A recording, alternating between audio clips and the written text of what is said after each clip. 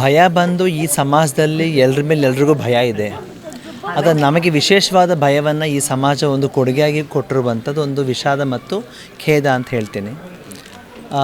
ಭಯ ನಮ್ಮ ಲಿಂಗತ್ವದ ನಮ್ಮ ಲೈಂಗಿಕತೆ. ಸೊ ಲಿಂಗ ಅಂದರೆ ಏನು? ಎರಡು ಲಿಂಗ ಮಾತ್ರ ಈ ಸಮಾಜದಲ್ಲಿ ಬದುಕಿದರೆ ಜನ ಅಂತ ಹೇಳಿ, ಒಂದು ಗಂಡು ಮತ್ತು ಹೆಣ್ಣು, ಶಿಶ್ನದ ಆಧಾರ, ಯೋನಿ ಆಧಾರ. ಅದೆರಡು ಬಿಟ್ಟು ಮೂರನೆಯ ಅಂತರ್ಲಿಂಗಿ ಸಮುದಾಯವೂ ಕೂಡ ಇದೆ. ಅಂತರ್ಲಿಂಗ ಅಂತ ಏನು ಕರಿತೀವಿ ಆ ಸಮುದಾಯವೂ ಕೂಡ ಇದೆ. ಸಾಮಾನ್ಯವಾಗಿ ಸ್ತ್ರೀಲಿಂಗ ಪುಲ್ಲಿಂಗ ಅಂತ ಹೇಳ್ತಾರೆ. ತಕ್ಷಣ ಬರುವಂಥ ಅವ್ರಿಗೆ ನಪುಂಸಕ ಶಬ್ದವೇ ಅದು ಅರ್ಥಹೀನವಾದ ಶಬ್ದ ಆಗಿರ್ತದೆ. ನಪುಂಸಕ ಅನ್ನುವುದು ಒಂದು ಜಡವಸ್ತುವಿಗೆ ಹೋಲಿಸುವ ಶಬ್ದವನ್ನು ಒಂದು ಸಮೂಹಕ್ಕೆ ಹೋಲಿಸುವುದೇ ಒಂದು ಅಕ್ಷಮ್ಯ ಅಂತ ನಾನು ಹೇಳ್ತೇನೆ.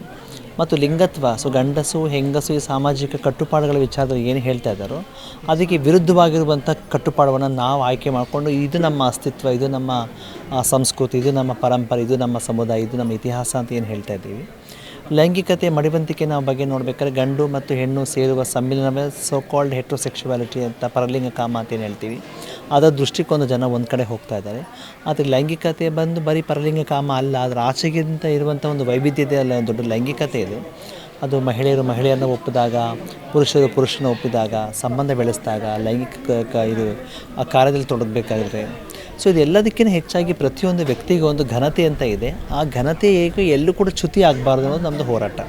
ಸೊ ಅದು ಏನೇ ಆಗಿರಲಿ, ಒಬ್ಬ ವ್ಯಕ್ತಿಗೆ ಏನೆಲ್ಲ ಸಾಂವಿಧಾನಿಕವಾಗಿ ಒಂದು ಅಂತಾರಾಷ್ಟ್ರೀಯ ಮಟ್ಟದ ಹಕ್ಕುಗಳ ಉಲ್ಲಂಘನೆ ಆಗಬಾರ್ದು, ಅವ್ರ ಹಕ್ಕು ಸಿಗಬೇಕಾಗಿದೆಯೋ ಆ ಎಲ್ಲ ಹಕ್ಕುಗಳು ಸಿಗುವಂಥ ನಿಟ್ಟಿನಲ್ಲಿ ನಮ್ಮದು ಬಹುದೊಡ್ಡ 30 ವರ್ಷಗಳ ಹೋರಾಟ ಏನಾಗಿತ್ತು, ಆ 30 ವರ್ಷದ ಹೋರಾಟದ ಪ್ರತಿಫಲವಾಗಿ ನಮ್ಮ ಸಂವಿಧಾನದ ಬಹುದೊಡ್ಡ ರಾಷ್ಟ್ರದ ಪ್ರಜಾತಂತ್ರ ರಾಷ್ಟ್ರದಲ್ಲಿ ನಮಗೆ ಸಿಕ್ಕಿರುವಂತಹ ಆ ಒಂದು ಸಂವಿಧಾನದ ನೈತಿಕತೆಯ ಆಧಾರದ ಈ ತೀರ್ಮಾನಗಳು ಸುಪ್ರೀಂ ಕೋರ್ಟ್ ಮೂಲಕ ನಮಗೆ ಸಿಕ್ಕಿದ್ದವು.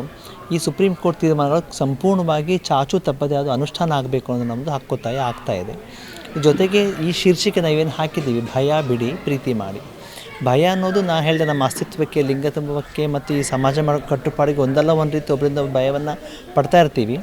ಬಟ್ ಎಸ್ಪೆಷಲಿ ತುಳಿತಕ್ಕೊಳಗಾದ ಸಮುದಾಯವಾದ ನಾವು ನಮ್ಮನ್ನು ನೋಡಿದ ತಕ್ಷಣ ಪಡುವಂಥ ಭಯ ಇರ್ಬೋದು, ನಮ್ಮ ಸಂಬಂಧಗಳ ಬಗ್ಗೆ, ನಮ್ಮ ಧ್ವನಿಯ ಬಗ್ಗೆ, ನಮ್ಮ ಅಸ್ತಿತ್ವದ ಬಗ್ಗೆ, ನಮ್ಮ ಸಂಸ್ಕೃತಿ ಬಗ್ಗೆ, ನಮ್ಮ ಭಾವಗಳ ಬಗ್ಗೆ, ನಮ್ಮ ಉಡುಗೆ ತೊಡುಗೆಗಳ ಬಗ್ಗೆ, ನಮ್ಮ ಊಟದ ಬಗ್ಗೆ, ನಮ್ಮ ಭಾಷೆಯ ಬಗ್ಗೆ, ನಮ್ಮ ಲೈಂಗಿಕತೆಯ ಬಗ್ಗೆ ಎಲ್ಲದಲ್ಲೂ ಕೂಡ ಜನಕ್ಕೊಂದಲ್ಲ ಒಂದು ರೀತಿ ಒಂದು ಫಿಯರ್, ಸೋಷಲ್ ಫಿಯರ್ ಅಂತ ಏನು ಕರಿತೀವಿ.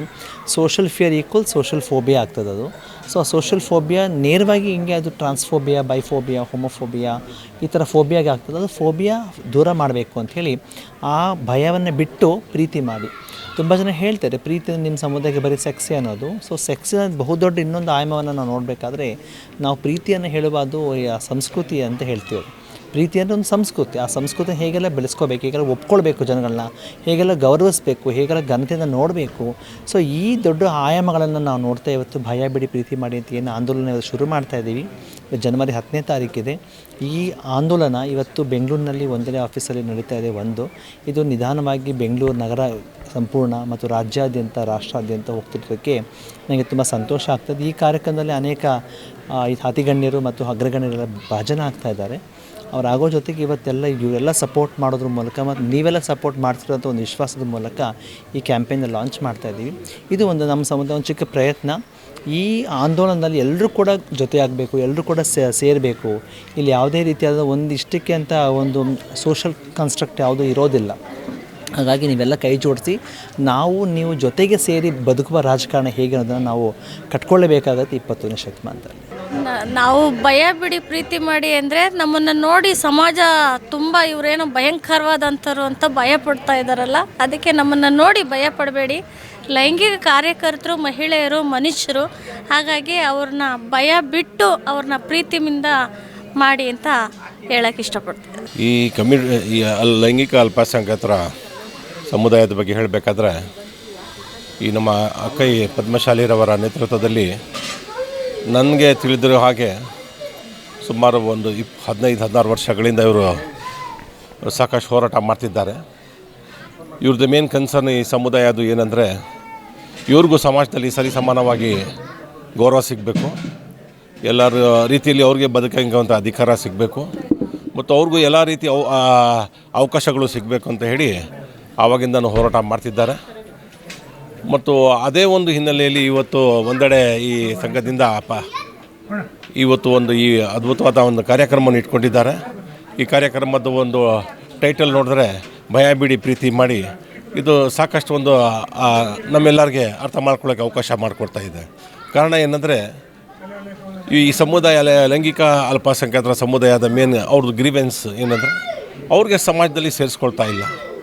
ಅವ್ರ ಕಂಡ್ರೆ ಸ್ವಲ್ಪ ಡಿಸ್ಟೆನ್ಸ್ ಮೇಂಟೈನ್ ಮಾಡ್ತಾರೆ ಜನ. ಸೊಸೈಟಿಲಿ ಅವ್ರಿಗೆ ಆ ರೀತಿ ಅವ್ರಿಗೆ ಒಂದು ರಕ್ಷಣೆ ಸಿಗ್ತಾ ಇಲ್ಲ, ಒಂದು ಪ್ರೀತಿ ವಿಶ್ವಾಸ ಸಿಗ್ತಾ ಇಲ್ಲ ಅಂತ. ಸೊ ಆ ಒಂದು ಸಮಾಜದಲ್ಲಿ ನಮ್ಮ ಒಂದು ಸೊಸೈಟಿಲಿ ಇವ್ರ ಬಗ್ಗೆ ಒಂದು ನೆಗೆಟಿವಿಟಿ ಇದೆ, ಒಂದು ಏನೋ ರಾಂಗ್ ಒಂದು ಪರ್ಸೆಪ್ಷನ್ ಇದೆ. ಆ ಪರ್ಸೆಪ್ಷನ್ ಹೋಗಬೇಕು, ಆ ಥಿಂಕಿಂಗ್ ಹೋಗಬೇಕು. ಮತ್ತು ಇವ್ರ ಬಗ್ಗೆನೇ ನಾವು ಅರ್ಥ ಮಾಡ್ಕೋಬೇಕು. ಇವ್ರ ಜೀವನ ಹೇಗೆ, ಇವ್ರು ಹೆಂಗಿದ್ದಾರೆ ಅನ್ನೋದು ಅರ್ಥ ಮಾಡ್ಕೋಬೇಕು. ಮತ್ತು ಎಲ್ಲಿವರೆಗೆ ಇವ್ರಿಗೆ ನಾವು ಸಮಾಜದಲ್ಲಿ ಸೇರಿಸ್ಕೊಳ್ಳೋದಿಲ್ಲ ಅಲ್ಲಿವರೆಗೆ ಅವ್ರಿಗೂ ಒಂದು ಸುಧಾರಿಸ್ಕೊಳ್ಳೋಕ್ಕೆ ಮತ್ತು ತಿದ್ಕೊಳ್ಳೋಕ್ಕೆ ಮತ್ತು ಸಮಾಜದಲ್ಲಿ ಎಲ್ಲರ ಜೊತೆಯಲ್ಲಿ ಅವರು ಕೂಡ ಒಂದಾಗಿ ಬದುಕೊಳ್ಳೋಕ್ಕೆ ಅವಕಾಶ ಸಿಗೋದಿಲ್ಲ. ಸೊ ಆ ಒಂದು ಬ್ಯಾಕ್ಗ್ರೌಂಡಲ್ಲಿ ಒಂದು ಕಾರ್ಯಕ್ರಮವನ್ನು ಇಟ್ಕೊಂಡಿದ್ದಾರೆ. ಈ ಒಂದು ಕಾರ್ಯಕ್ರಮದ ಒಂದು ಮೆಸೇಜ್ ಎಲ್ಲ ಕಡೆ ಹೋಗಬೇಕು. ಸಮಾಜದಲ್ಲಿ ಕೂಡ ಇದ್ರ ಬಗ್ಗೆ ಅರಿವು ಆಗಬೇಕು. ಜೊತೆಯಲ್ಲಿ ನಮ್ಮ ಈ ಸಮುದಾಯದ ಏನು ಸದಸ್ಯರುಗಳಿದ್ದಾರೆ ಅವರಲ್ಲೂ ಅರಿವು ಆಗಬೇಕು. ಇದು ಒಂಥರ ಎರಡು ಕೈದ ಚಪ್ಪಾಳೆ ತಟ್ಟಂಗೆ ಈ ಒಂದು ಕಾರ್ಯಕ್ರಮ ನಡಿಬೇಕು. ಸಮಾಜ ಒಂದು ಹೆಜ್ಜೆ ಮುಂದೆ ಬಂದರೆ ಈ ಸಮುದಾಯವರು ಕೂಡ ಒಂದು ಹೆಜ್ಜೆ ಮುಂದೆ ಬರಬೇಕು. ಆವಾಗ ಬಹುಶಃ ನನಗೆ ಅನಿಸುತ್ತೆ ಇವ್ರ ಬಗ್ಗೆ ಈ ಒಂದು ಭಯ ಏನಿದೆ ಖಂಡಿತವಾಗಿ ಅದು ಹೋಗ್ತದೆ. ಇವ್ರಿಗೂ ಕೂಡ ಸಮಾಜದಲ್ಲಿ ಒಳ್ಳೆಯ ಪ್ರೀತಿ ಸಿಗುತ್ತೆ ಅಂತ ನನ್ನ ಭಾವನೆ.